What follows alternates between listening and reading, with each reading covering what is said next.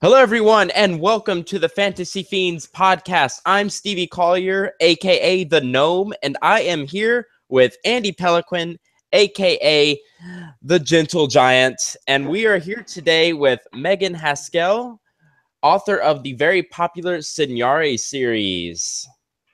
Hi. There we go. I was going to say hello, Megan. Hello. We didn't have to this time. Hi. Does anyone else ever expect like applause after that? It's just like that awkward silence. Yeah, being on the internet. I think we're all just so used to watching sitcoms. You know? Yeah, that's true. That's true. So, Megan, your last name, we say Haskell, right? I usually pronounce it Haskell, Oh, but God. you know. It's already begun. Andy and I are amazing at destroying names. Yours was particularly easy, No and I worries. still messed it up. Well, hey, my maiden name is Pediculus, so you would have had a lot of fun with that one because geez. I've gotten Peticulus, Pentaculus. They add in an N sometimes. I don't know why. That sounds like a Harry yeah. Potter professor name. Yeah, kind of does. Pentaculus. Quick little story today. I went to the barber shop thinking I was going to get a $15 haircut and ended up spending $56 somehow. Why? How? I got a shave and I was like, oh, they just asked, oh, do you want a shave? I'm like, yeah, sure. Thinking it's free and it's like a $35 shave. And I was like, why is this shave taking so long? They're like snipping each individual hair. And it's like, I got to go to work. Turning into one of those guys that actually, you know, is one of the meticulous, like that, you know, do that. Metrosexual. Get the barbershop with the shave and the cloth and all that. There you go. Well, interesting fact about Stevie Collier is I actually know how to straight raise shave. Wow. That would make me so nervous. Oh, I don't know how you guys do that. My hand was like this the first time. And did we lose Andy? I don't know. We might have. I'm trying to. Is there a way to get the little picture box up at the top so I don't keep looking down? I'm not sure. Every time I mess with it, you know, he might have to send us another email if he can't enter. So I really hope we don't have to start this over. If he has sometimes he has internet issues.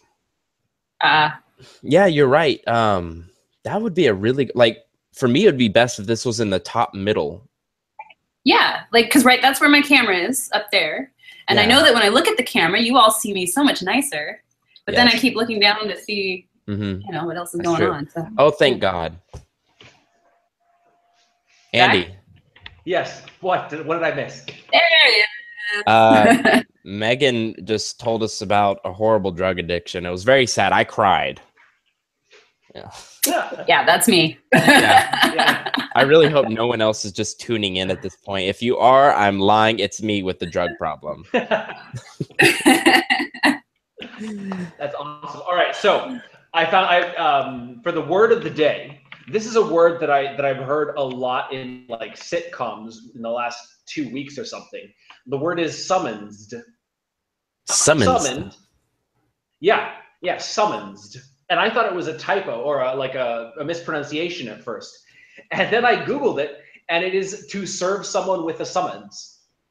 Like serving them a legal paper or something that's summoned into court. Like so summon, XED. No, with an S. Is that right?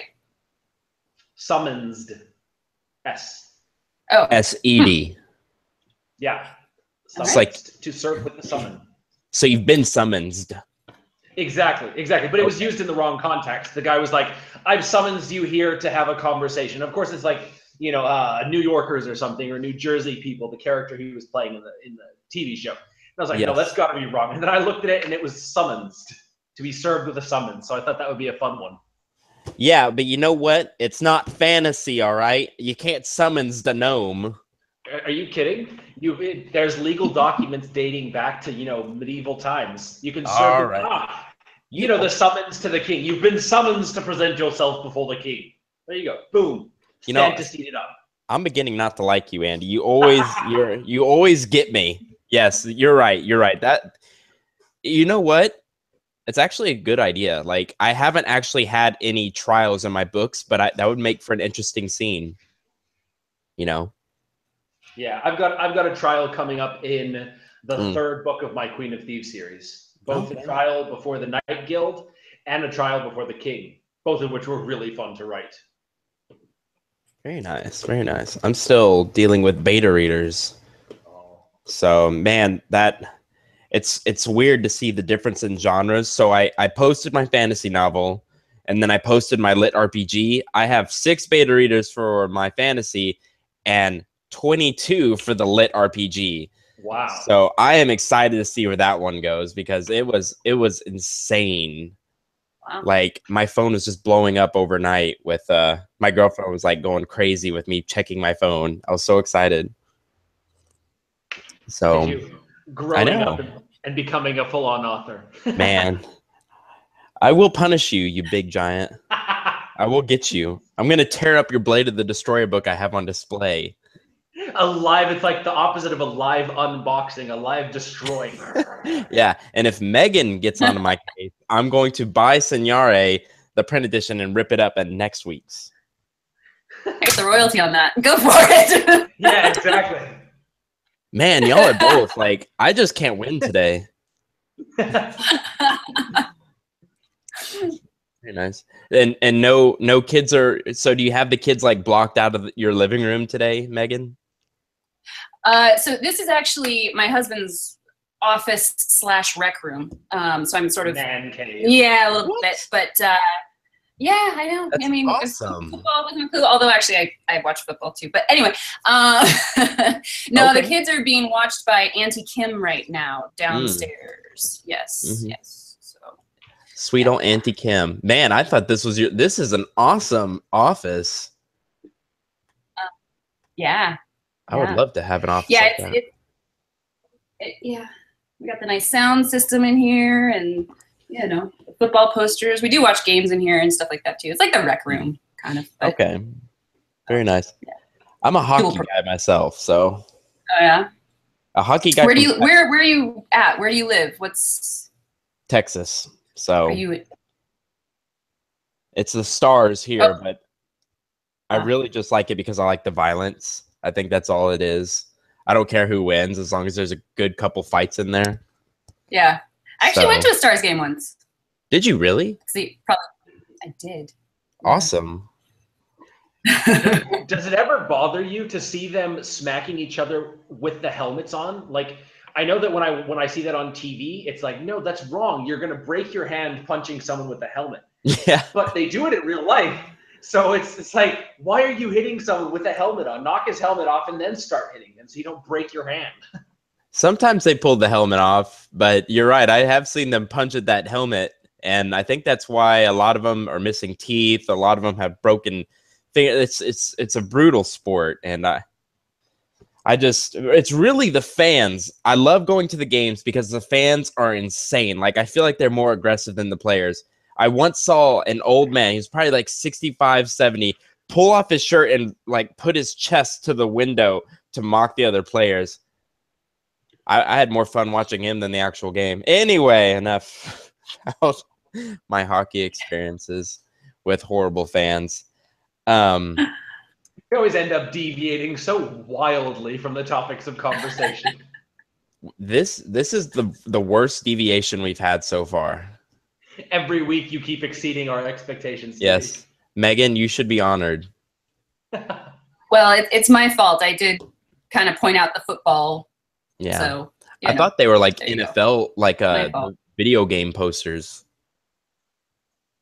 Oh, no. SC Trojans, fight on. Oh, okay. So you're from California? Yeah, well, not originally, but yes, I've been here now. Oh my God. Yeah. So, Southern California. Andy lives in California, and I lived there for 7 years. Oh yeah. Yeah, so. Megan, you're in Orange County, right? Yep. Yeah. Oh man, I would love to be there right now. It's so freaking hot here. It's 90. It was 92 today. Oh, okay. Oh yeah, it does get hot in LA. Here. Yeah. I've got my best friend with me right here. Nice. I think I should get one of those for my husband too. It's getting toasty in here. Yeah. Anyway. Do we have, I need to check to see if we have fans watching the actual YouTube. Sometimes they post and I like to bring it up. Make sure to catch the comments and stuff. Yeah. Yeah. Well, you know, let's while Stevie checks that, we will slip nicely into our discussion. Absolutely. Megan, you suggested a really awesome topic of sort of fantasy as a mirror, sort of examining our beliefs, our life, the things that we think, all of that. And I really like that. We were talking about that last week, as fantasy is sort of a way of learning from our past. But even is to look at our misconceptions, the things that we automatically think are reactions to things, which could actually be wrong. And now if they're presented to us in the form of a lecture from someone, you know, you're doing this wrong, no one's going to take that. But if it's in a book, we're like, oh shit, this character is doing exactly what I do. This isn't good. Maybe I should change the way that I react to situations. It's sort of a learning thing, but cushioned, of course, in the form of a great story. So learning lessons from the fantasy we read, right? Yeah. Okay. Don't chop people's heads off with claymores. I haven't learned that one yet. Well, oh, you haven't? I thought I saw your caricature on the news earlier. So, Andy, you know what? No, go ahead. I was going to ask you, what lessons have you learned from fantasy? Well, I actually, I took some time before the podcast to go over some of the books that I really enjoyed, the things that I took away from books, and some of them were the most random books. For example, Joe Abercrombie's The First Law, the Blade itself, his series. It's one of the most popular grimdark novels of all time. Right? His name on Twitter is Lord Grimdark. The genre title Grimdark was made for him, so everyone knows Joe Abercrombie. But in one of the books, he says, once you've got a task to do, it's better to do it than live with the fear of it. Reading it, I was like, oh, cool. And then later on, I was thinking about it, and it's like so many times in life, we don't do something, we don't act because we're afraid of what could go wrong. Yeah. But as an author, I was actually going to say. No, go ahead. Sorry, that's actually kind of one of mine too, but I actually pulled it from Lord of the Rings, in that courage means doing what's right despite your fear. I mean, it's not a quote, but you know, despite your fear, but not necessarily without it. You can still be afraid, but you're going to have to do it, right? Like, it's just go ahead. Yeah, exactly. It's and that actually leads to one from Earthsea, a super popular Ursula Le Guin series. I've never read the series. I watched the movie, which was not great, but the quote says, "You are the product of your failures and weaknesses as much as your victories and strengths. Running from and denying those aspects of yourself only weakens you." It's an interesting thing that, you know, so many of us, we try to really show off our strengths and how we're so good at things and hide our weaknesses. But by accepting that it's both the good and the other side of good, it makes us better in the long run. Like, we're more complete instead of just all good and no bad, because there's no such thing as all good. And in fact, if you write characters like that, they're going to come off as one-dimensional, and your story's going to not be as good. I mean, it's just the best stories come with heroes who have flaws and villains who have redeeming qualities. Absolutely. What about you, Stevie? Any lessons that you've learned from the books you've read? So I've been thinking about this for a couple days now, you know, after I got the email that we were doing this theme. And I kept going back to Brent Weeks's, what is that book called? It's his most popular one. Night Angel? Yeah, the first one in that trilogy. And it's the very first part when him and his friend are in that orphanage, and it's so, I hate talking about it, but they're totally getting bullied sexually, which is even worse, by another guy. And I don't know why this stood out to me, but it's just always be there for your friends. And I get the same from this reoccurring theme of be there for your friends. It came up in Autumn Twilight, the Dungeons and Dragons first book. And also in We Came, or no, I was going to say We Came as Romans. That's a metal band. Kings of the Wild, the book I'm reading now by Nicholas Eames. The whole book is about one guy being there for his best friend. And it's not really a lesson I learned. It's something that I have done since I was little and totally agree with. And it's really all about being selfless and not trying to like toot my own horn and say I'm like the best guy ever. But I've always, had friends and family really high up and always wanted to take care of them and stuff like that. Does that kind of answer the question? Yeah. Yeah. So I didn't have any fantastic quotes, but it's just the over, it's just, and Sam and Frodo. Sam was basically Frodo's slave for like 3 books. I felt like, no, but I'm kidding. But like, Sam was always there for Frodo. And it's, so that's kind of what I've taken from fantasy. And I incorporate it a lot into my books, friendships, and always being there for other people. And my antagonists are usually the opposite. Always willing to, and always willing to betray other people. So I've never been betrayed by a friend or anything. So I write about it. It's like super intense to me. So, I gave away my book.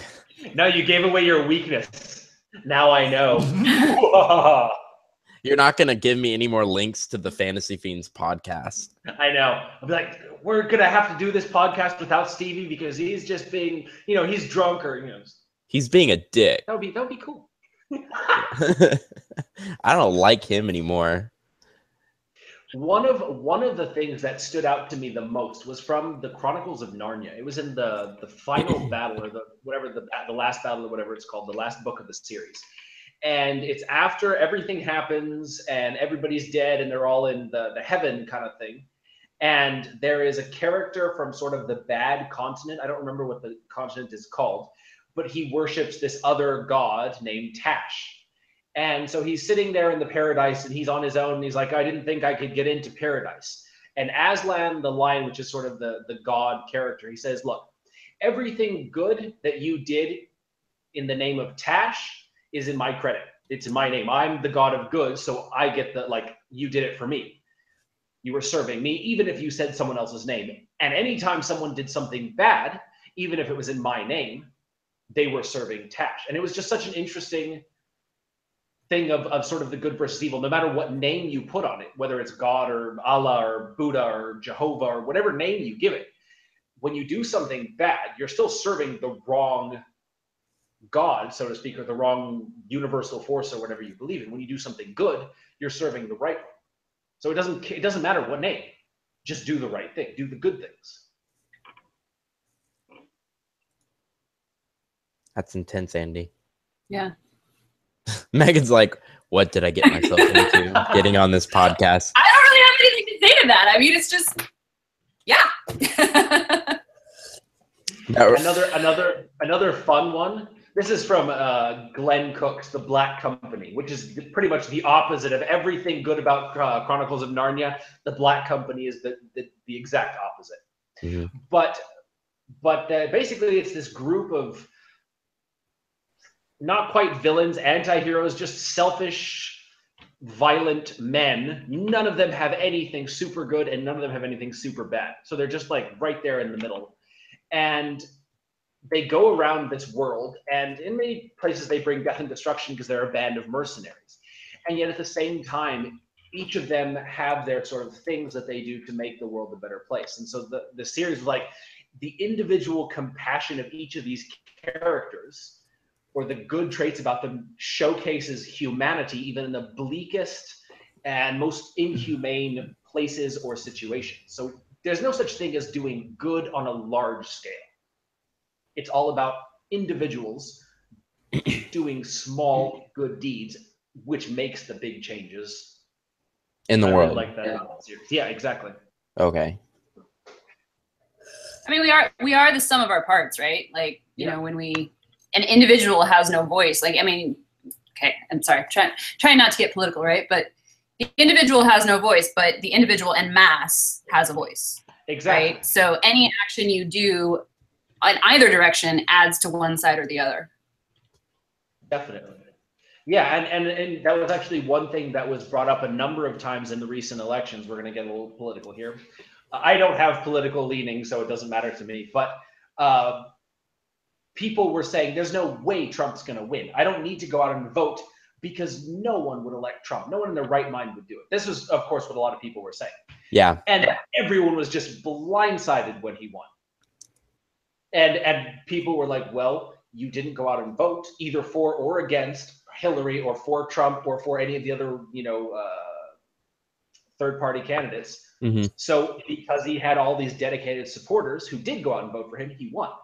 So by that same token, just one person won't make a difference, but one person multiplied by, everyone being that one person coming together, that makes a huge difference in anything, whether it's politics or society or economics, anything like that. Yeah. What did you just say? And bringing it back to fantasy literature, I actually just finished a book. It's oh gosh, now I'm forgetting the name. Valley of Embers by Stephen Kelleher, and I think that's how you pronounce it. Anyway, the interesting thing about it's an epic, right? And so relatively recently released, but it's an epic. But the interesting about it was that to defeat the bad guy, they really did have to work entirely as a team. Not any single one of there were multiple points of view, so not any single one of the heroes, the point of view characters, could have done it on their own. They all needed each other. And I thought that was kind of to kind of going back to the, many become one. In the real world, right, your voice alone doesn't do a whole heck of a lot, but in a group, in a crowd, when you're working together as a team, you can really succeed and accomplish almost anything. And I think that's something that fantasy in general, that a lot of themes come out, especially in epic fantasy, but where the team becomes the hero. Yeah. Everybody has to serve some purpose towards that final goal, or else they don't really deserve a place in the story. Right. And so even if it's some small contribution, whether it's just one comment that led the main character or the main characters to some discovery, that small thing is just one more piece in the puzzle that leads to the completion of the mission or the quest or whatever it is. Mm-hmm. So another thing that I like about Lord of the Rings, and it's one of the more obvious parts, and it's in The Hobbit as well, and that is, small people can do big things, and one person can make a huge difference. And I couldn't find an actual quote for it, but I always have been drawn to rags to riches fantasy novels about people who, were poor and could do nothing. Basically, the Night Angel series, or Aragon, who was a farm boy, and they grow up to, have miraculous powers and make huge changes in the world. That, to me, and along with that, the bravery of these protagonists, I would combine those two. I was going to say separate things about each, but combining those two, it makes me want to do brave things in the world that we live in now. And I'm not saying like I'm going to go pick up a sword and go fight Nazis or something, but if there's something I'm scared to do, like go say a speech in front of people, or small things that can be scary.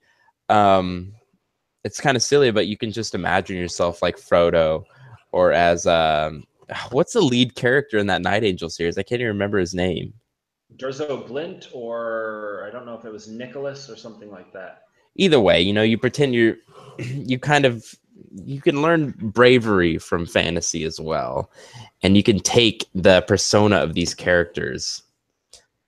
Yeah, no, it's true. That's actually one thing that I found as a very common theme in fantasy is that despite overwhelming odds of failure, people succeed, and most of the time it's just because they hold on. They keep fighting, they keep pushing. Especially given that I write violent novels, battle scenes, and all of that. Do you?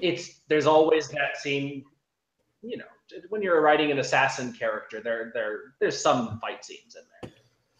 Well, I think everybody knows who listens to the Fantasy Fiends podcast is that I was bullied in middle school. So it's always going to be the theme of bravery is always going to be very popular in my book. Haha. And the reason why that is it actually helped me. Like, picturing myself as one of these fantastical heroes helped me, and I didn't get kung fu powers overnight or something, but enough to stand up. And the bullying continued to my freshman year in high school, and I remember standing up to this guy who was making fun of me in a speech and totally dissed him in front of the whole class, and I was shaking. I was terrified. He was like 6'5" too, Andy, and I was probably like 5'5" at the time. Not saying 5'8's much better, but I definitely would say fantasy novels helped me to become a better person, because I took the traits that I liked out of these awesome heroes and made them, I brought them down a little bit, made them more modern. And I feel like I've taken the good traits of these people, and I've become a better person from it. And that, I'm not trying to just like make a really good show. Like, I really believe that I've done that. And yeah, that's really all I have to say about that. And it's weird that I haven't really thought about this until we started talking about these themes lately in our podcast, but I can definitely say 100% that I actually have done that. So what you're looking at is Stevie Collier, the mixture of heroes of fantasy. Yes. Well done. Yes. Well done. And another thing that I've really gotten into, or that I've learned from not only reading but writing, is seeing the other side of things. Like Megan was saying, the best heroes have their flaws and the best villains have their redeemable qualities. But part of writing those complex villains is giving them legitimate motivation. Something that they want to achieve. Maybe it's a good motivation. The way they're going about it wrong. So when you're the hero of your own story, there's going to be the villains who are coming at you with, and it looks like they're just total dicks who need to get get beat down. Mm-hmm. But going into it from, okay, I'm the hero of my own story, but the villain of my story also has their own things, so why are they acting like this? Why are they coming at me with this attitude? Or why are they angry? Why are they? And so putting myself in their shoes, just like I would have to do with the villains of my books or the villains of the books that I'm reading, mm-hmm. sort of gives me that insight into this human interaction. Okay, they're doing this maybe because of this. And it sort of creates compassion or long suffering or empathy or something that's just like, instead of getting immediately defensive and aggressive, which is, a guy's natural reaction to confrontation, it's like, okay, let's analyze this a little bit, taking a step back, approaching the situation more logically, defuses a lot of the tension of these tense situations. Andy, you just gave me a really good question for Megan. Okay. Megan, go. Have you Yes. Have you noticed, because I've noticed this about myself, have you become, as a fantasy writer, like a better people watcher? Better people watcher? Yeah, so you look at situations, and it's something that I actually learned from Orson Scott Card in his How to Write Science Fiction and Fantasy, and that is he takes every situation and looks at it as a scene in a book. And from what Andy was, I kind of pictured Andy like, how you're going to write that story about the prostitute in The Blade of the Destroyer? Yeah. That's what you reminded me of. And as a writer now, I feel like I have, I look for things in people whenever they talk or the way they do things. I try to take the human aspects of these and add it to my book to make my characters more realistic. I'm sorry, Megan, if my question wasn't, if it didn't come across correctly. That usually happens. No. No, actually, I think any writer, regardless of genre or any, if any fiction writer, has to be a people watcher. And in fact, my husband and I used to play a game where, which actually I think he started with one of his former coworkers, but you'd see somebody on the street and you'd turn in and you'd say, okay, and you'd have to come up with a backstory for that person, or for, if it was an interaction between a couple people, we would give them the dialogue going back and forth. And that was actually a really interesting way to, I think, sort of improve writing skills and develop that character, learn about, like you said, the people watching and what's actually going on, how to make somebody realistic, how to understand what's going on and empathize. Well, is your husband a writer? No, he's not. Okay, it's just a weird game y'all do. Just a weird game we do. Yeah. That's awesome. And right off the top of your heads, right? Yep. Yeah. And it has to be, and then we try and one up each other on the story, right? So like, if it's, old lady on the street, oh, my back hurts. Oh, I gotta walk 3 more miles. What's going on? And then the other one will come back and be like, oh, no. She lives right across the street. That's her house right there. This is her daily walk. Like, what are you talking about? And we kind of go back and forth and come up with, what is she doing and why? That's usually they get awesome. more interesting than that. But I would say mine would become much more odd and scary. Yeah, and weird. They do.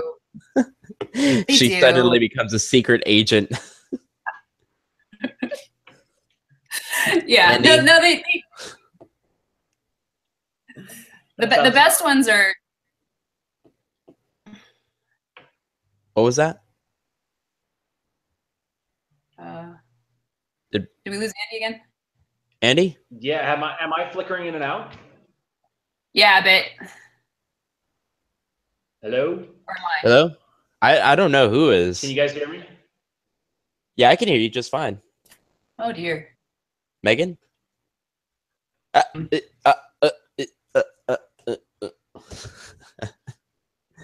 Good job, Steve. I didn't want to scare Megan. I had to stop. I was afraid she actually thought I was glitching. No. No, and I was trying to figure out if it was me. It might be on my end. My internet's been wonderfully unreliable for the last couple of days. I love that. Wonderfully unreliable. Thank you. That's so good. This topic, this theme for me has been the hardest out of all our episodes so far. In what way hardest? For some reason, everything we've had up until now, I've been able to come up with some stuff. For this one, it took much more brain power, and I was really afraid that I wasn't going to get my point across about how I took traits from these people in order to combat real life obstacles, especially when I was younger. And now I feel like I'm the opposite. I write these characters. Like if I have a hero, I make him very heroic, and but which is just as weird. His downfalls are bad, and that's why my fantasy is dark. Like bad things happen to this guy. Like I just send him through the ringer. I often say that the 4 territories, which is my book, it's not rags or riches. It's rags to riches, or it's rags to still rags, but with martial arts. Like he knows skills. Like he still has a very bad life. But he's very heroic and would do anything for you. But still, he's not a king. He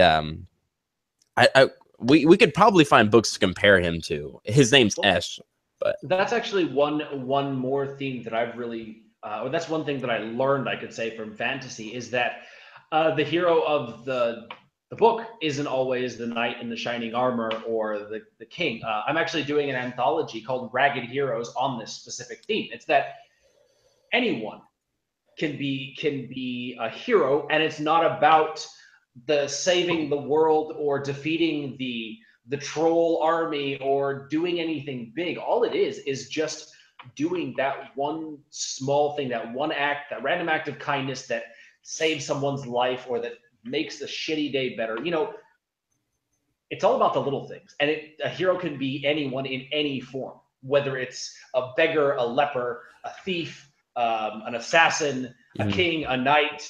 Anybody can do the heroic thing, regardless of, you know, what they wear or who they are. And that's the same in our lives, you know. Well, I'm glad you bring that up because we just had a viewer. Her name is Shakayla. I really hope I'm saying that right. And Megan, you may be able to, you know, comment on this, but she says, love how this is turning out. I'm guessing she's referring to our podcast.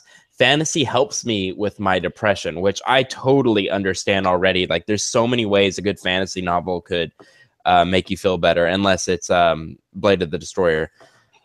But unless you just like, no, I'm kidding, Andy. I know.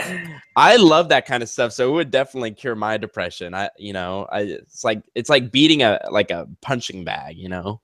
Yeah, absolutely. I know. As on the writing side of things, since I started writing, I have been far happier in general. You know, with less, let's say, issues and stuff to deal with. It's just there is this catharsis that comes from putting all of your emotions into a book or a story or down on the page. You know, I've found that a lot of times when I'm in a really bad mood, the confrontation on the page is so much more fun to read. Oh. Or when I'm going through something, you know, with my family or with my wife or with my work or something, it always comes out. And then I get up from the computer and I walk away just feeling so much better. Yeah. And I felt the same way as a reader too. I totally agree. Megan, quick question. Well, it's not quick, and it's probably easier to answer than my last dumb question. Have you ever had things that went wrong or right in your life that made it onto the page? That's actually a very hard question. That's actually harder than the people watching one, I think. Yeah. I feel like, yeah, go on. I think for me, my stories are more how I wish I could be sometimes. Like, not that I wish I was an oppressed, essentially slave, you know, to the elves, but I do wish that I was as kick-ass as my protagonist is. I wish I could just beat up anybody and, you know, take names and just, like, so I put a lot of myself or my hopes, I guess, or what my idealisms, or maybe that's the best way to put it, into my characters. But as far as actual events, none really come to mind. I mean, well, I like what you said, Ben. Yeah. That you wish you could be like your character, and I have to say, I totally agree with that. I definitely feel like I wish I could walk away from writing and manipulate sorcery in some way. Right? Yeah. I mean, if I could have magic, like, light things on fire with my mind. Woo! Ooh, yes. There's a certain element of wish fulfillment in fantasy, whether as a writer creating these stories, or as a reader. It just feels so good when the bad guy gets it. You know, it's just like, yeah. And you can picture the face of the person who's driving you mad, whether it's that micromanaging boss or that asshole who cut you off in traffic the other day, or the child that is giving you so much crap over something. You know, and it's just like, oh my God, I feel so much better because this villain got what was coming to them. So I know I can sort of feel like, well, they got what was coming to them too. You know, it's sort of a wish fulfillment thing. I know for me, I get that all the time. Yeah. Did you just say this child that is giving you so much trouble? Yes. What do you do to that child in your book? Nothing. Nothing Okay. happens to children. What? Oh, I'm not going to say a word. I'm not going to say a word. Go read Blade of the Destroyer and go read the Signare series. So, Andy, I'd like to do something a little bit different. I'd actually, for the authors in the future, I'd like to do like a little bit of like advertising for them, because I know I would love that as an author on our show. And plus, it gives a little backstory to the reading that we're doing. And I'd love to read her blurb on the Signare series. Sounds good.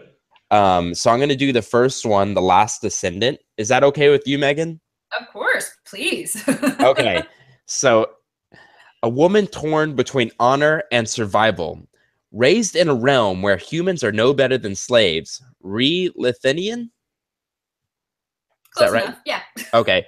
Has struggled for decades to earn a meager post in the High Court Messenger Service. Even training as an elite fighter isn't enough to earn the respects she craves. Scorned by the High Elves who rely on her loyalty. It's right? I pronounce it Rie, but I get Rie a lot, so. Okay. Yeah. Rie's closest allies are the fierce carnivorous pixies who travel by her side. When she's attacked on a routine delivery by assassins from the enemy Shadow Realm, Rie's martial prowess keeps her alive and frames her as a traitor. Facing execution at the hand of an unmerciful high elf king, Rie must forsake her oaths and flee into enemy lands to prove her innocence. With surprising help from a bastard prince and an ambitious blood seed, Rie searches for the truth behind the attack.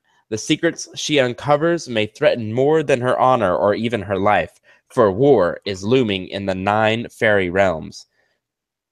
Very nice. I love it. And it's a dark fantasy adventure right up Andy and my right up our alley. So yeah, absolutely. I actually really enjoyed the character of Rie. I think I read her right around the time that I was writing my character Alana for the Child of the Night Guild series, and I was like, oh, this is a great character because Rie is realistic. She's not a badass with no reason. She's trained hard at the skills with the Blade Master guy, so she has acquired skills in martial skills. But then at the same time, she's a young woman, 17, 18. What's her age? Actually, so this is one of the questions I get a lot. Is it YA? No, she's actually 109. Well, but like in Edward society, from, yeah. That's like I call it like new adult. So she's like a 20-something if she were in human society. Early 20s, basically. Yeah. Okay. Yeah, that's what I got. I wasn't sure if she was like 17, 18-ish or early 20s, but she's definitely very young. But it was a really good story. It wasn't, too focused on the things that I hate about a lot of women-driven fantasy novels, the super overly emotional stuff. But there was enough in there to make it a really interesting character to read, a really realistic one. And it was just one of those books that just turn the pages, you keep reading it, and I was done before I knew it. And the second book too, I actually enjoyed the second one a lot more. So congratulations. I've gotten that quite a bit.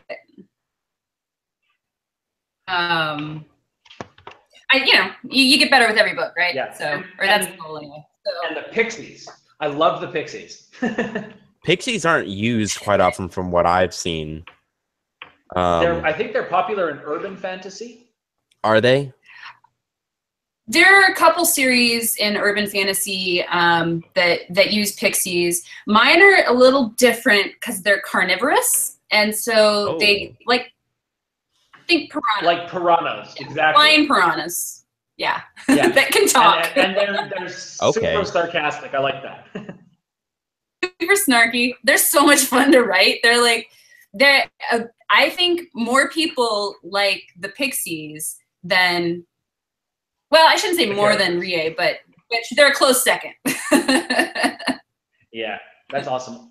Well, we should actually slide nicely into the reading because we're getting to the end of the hour.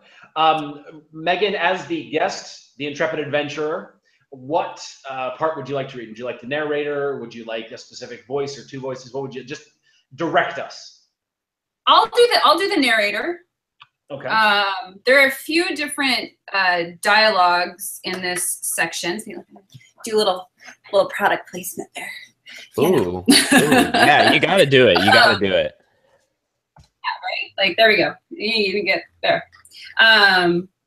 Different dialogue parts in here, but I think I'll read the narrator because that's the majority of it, I think. Right. And hopefully everybody, I'm not cutting in and out too much, so I hope that's not a problem. But fine on my end. Yeah. So do you guys want to just do the dialogue, pick parts, or kind of see how it goes? I don't know. Tell you what, Stevie, you read the part of Rie, and I'll do all the other voices. Okay. Is Rie super feminine, or does she have an accent? I do a really good Scottish-Irish accent. Remember, Steve, she watched last week's podcast. She knows I know. the truth. I said it because I thought she would enjoy that. Because I suck. No, she's not super feminine. She's kind of tough, right? Like, she's been through a lot, so she's not going to be like, oh, me, but, you know, you can have a little fun with it. Sure. Okay. Oh, hold up your book for the viewers. Yeah.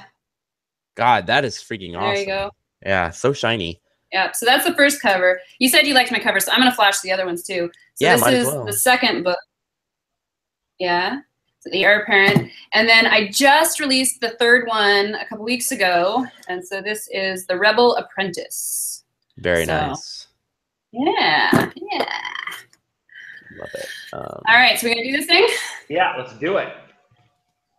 All right. Rie. The sun was setting when Rie entered the city of Nalakatar, the sky lit with an entire spectrum of blues and purples. The moon rose high and full overhead, sending deep shadows dancing in the corners and alleyways.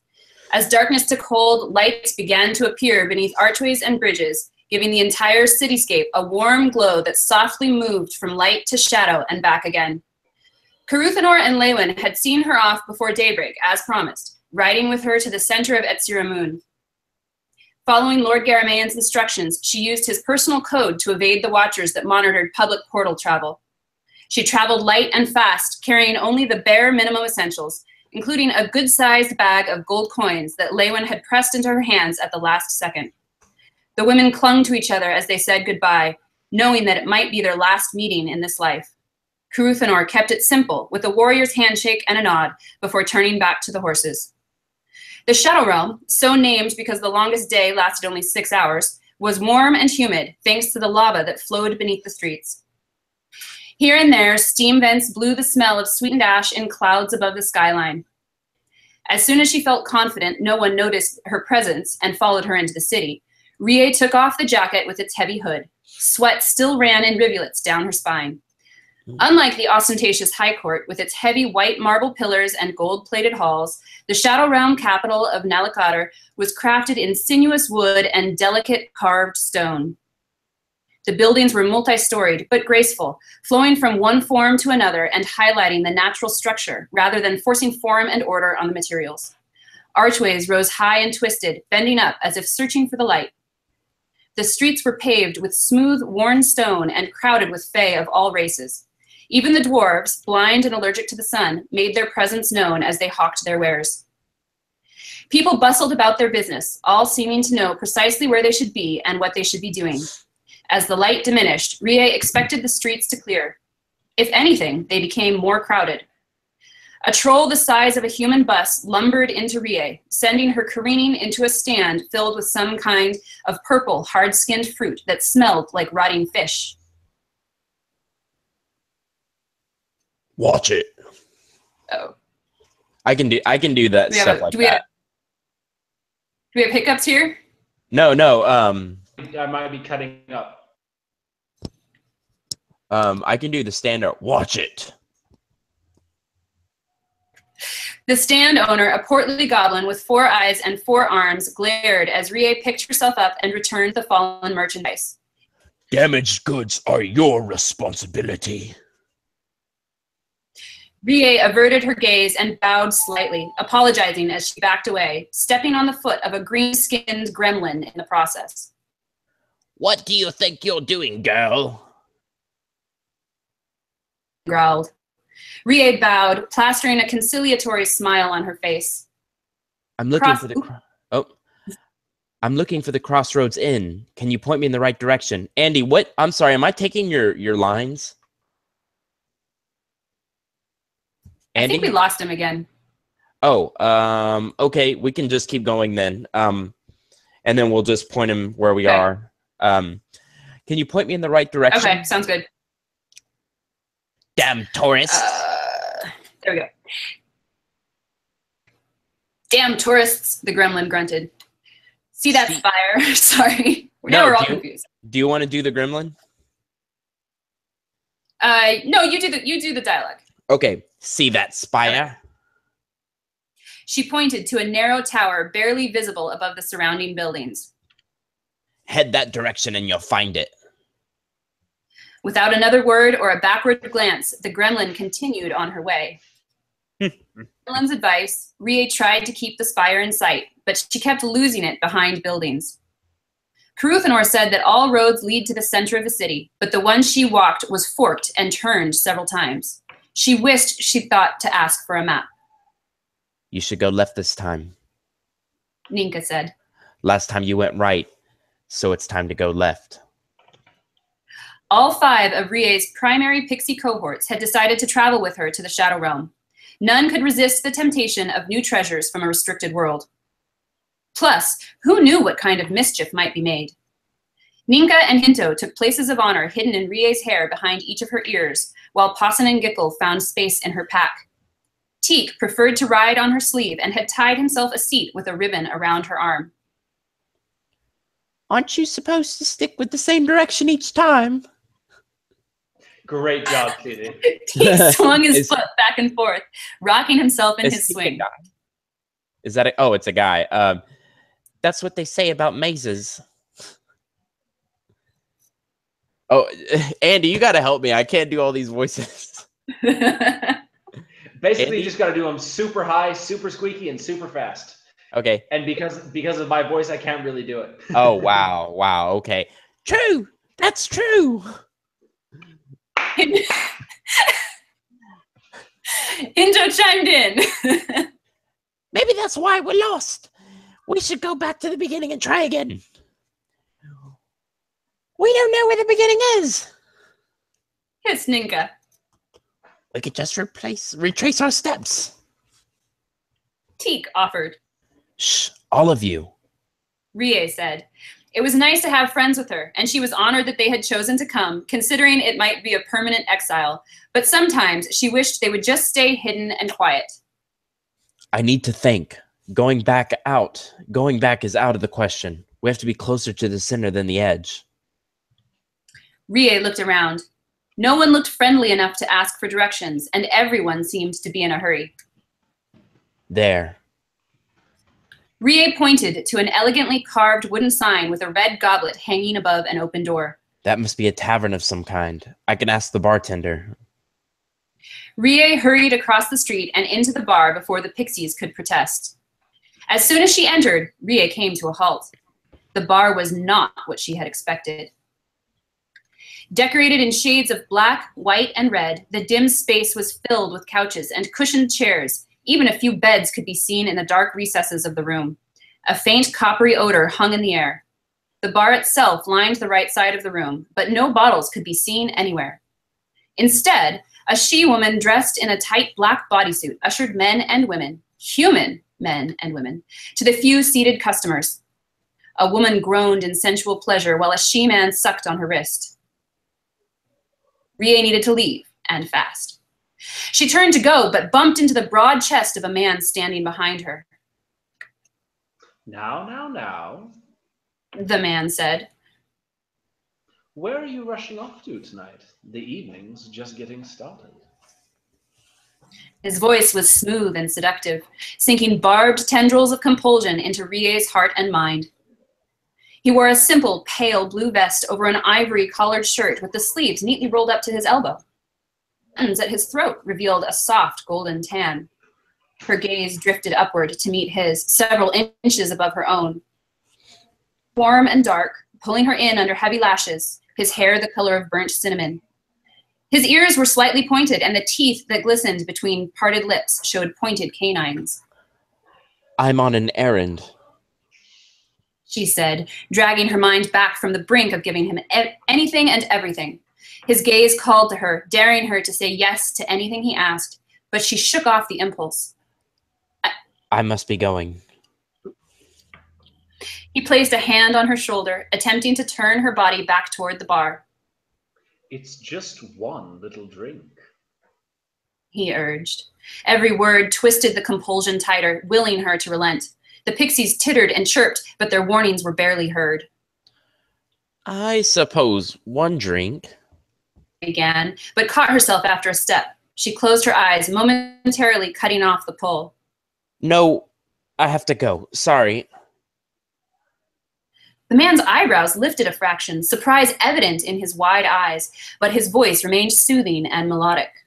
Come on, sit with me for a while.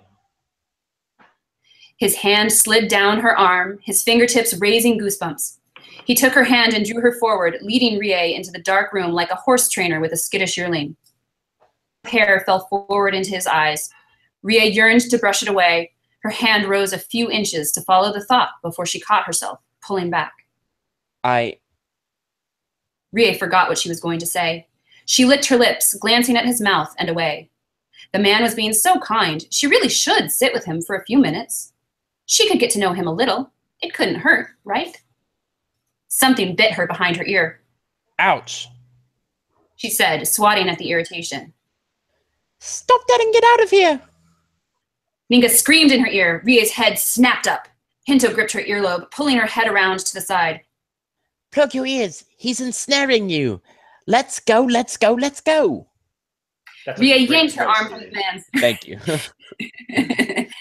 Rie yanked her arm from the man's grasp and unsheathed her blades in the same motion. Her eyes cleared and she looked around. He had brought her all the way inside the room and nearly to the back wall.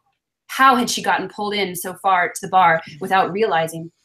She stepped back, relaxing down into a wide fighter's stance, her legs balanced and ready for action. I am not your plaything. I will not be coerced. Rie said, her mind once again her own. She spun her blades, first one, then the other, willing to do whatever it took to avoid being the Bloodshee's next meal. His lips lifted. His teeth flashed in the lamplight. Using peripheral vision, she assessed the rest of the bar.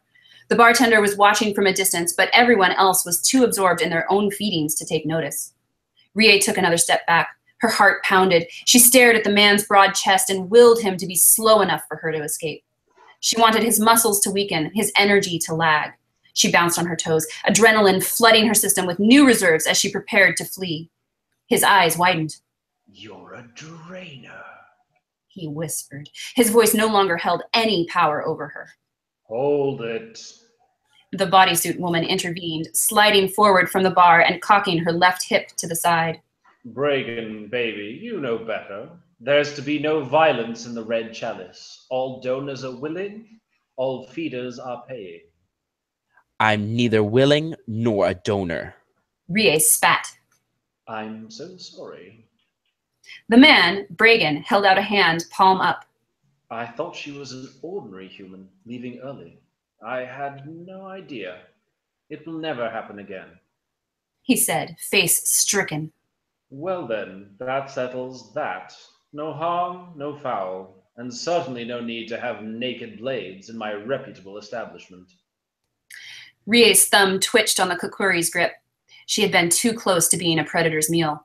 She shook her head. No offense, but they stay out until I leave.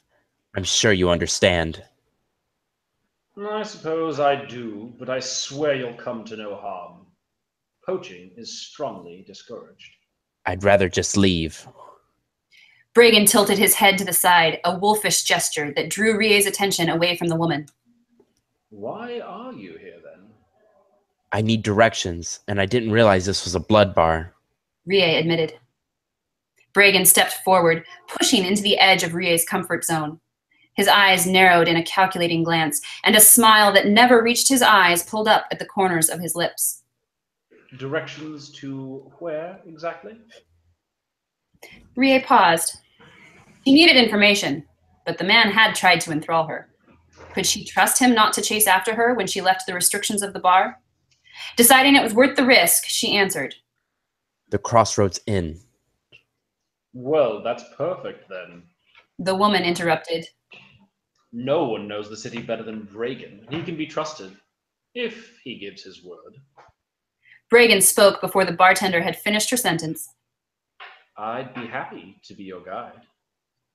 The woman raised an eyebrow, but smiled with an indulgent twist of her lips. Rie stepped back, away from the pushy Bloodshee. Thank you for the offer, but I'll be fine if you can just point the way. I know we got off on the wrong foot, but let me make it up to you. I swear I will get you to the inn, free from harm. I'm really not a bad guy. His molten chocolate eyes grew wide, and his bottom lip pushed out in a soft pout. He clutched his hands beneath his chin. Please. Whoa, what a great way to end that. Excellent. Excellent. Well done. Yes. Thank you. Wow. Very, I love the setting, the settings that you have created. They make me want to go back and rewrite a lot of my settings.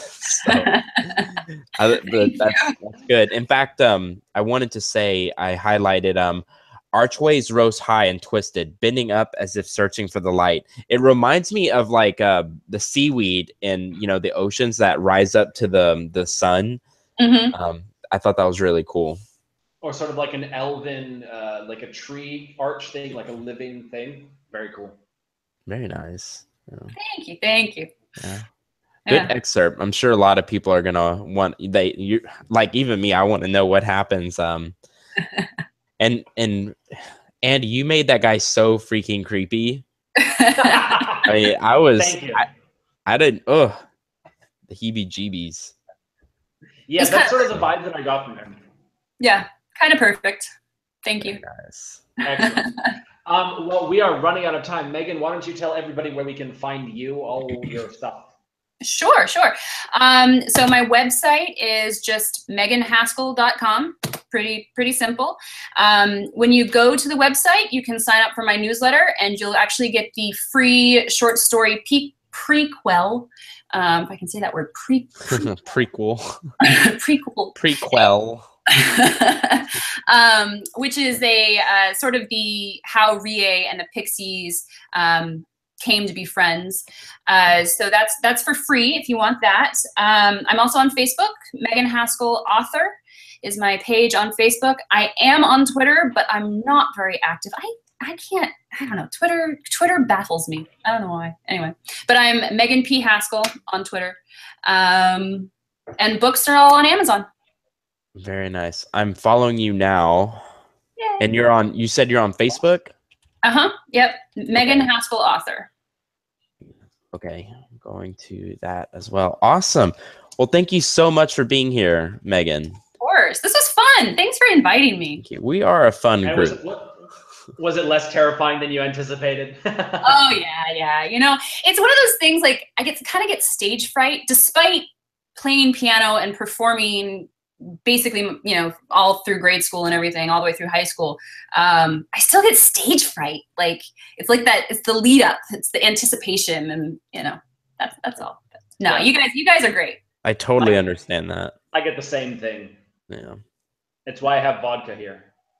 You're lying. Hey, it's after 5. Do you really have vodka? It's just water. It's water in a bottle. Yeah, sure it is. You can say that all you want. Now oh wow, he's just going at it. This show gets a little bit strange and a little bit more different as the minutes pass with Andy. Absolutely. That's when the vodka kicks in. It's my fault. It's your fault. Yeah. Wow, is that saying that it's my fault? A little bit. Okay, I got you. Well, Megan, thank you. It's been fantastic having you here. Thank you so much. Appreciate the invitation. This was a lot of fun. So thank you. Awesome. All right, guys, that's it for episode 7. It's episode 7, right? Yeah.